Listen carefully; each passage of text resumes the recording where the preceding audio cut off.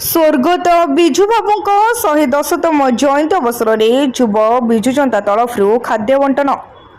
कंधमाल फुलबाणी स्वर्गत विजु बाबू 110तम जयंती अवसर में स्थानीय फुलबाणी सहर में कंधमाल जिला विजु जनता दलर जिला सभापति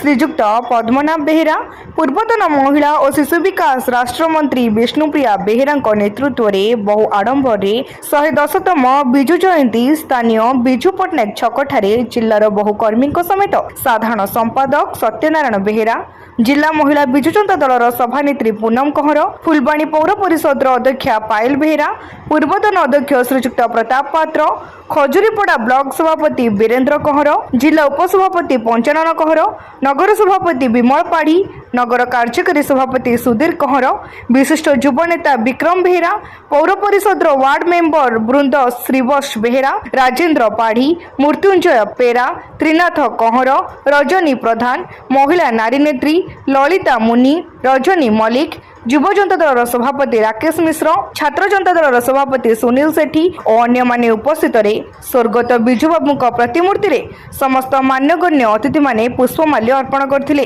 परे परे फुलबाणी ब्लॉक सर्तागुड़ा वृद्धाश्रम जाई सेठारे एक बैठक करथिले। निरीह गरीब वृद्धा मान सहित हावभाव बुझी सेमानक सहित स्वर्गत विजु बाबू किपरि भाबरे मां मानक पई सब क्षेत्र रे पंचायत राज व्यवस्थार सुविधा करथिले से सब उपस्थित आश्रित वृद्धा मानक बुझाइथिले। सेठारे थिबा वनवासी मानसिक अनग्रसर स्वतंत्र विद्यालय रे अध्ययन करुथिबा छात्र छात्री मानक सहित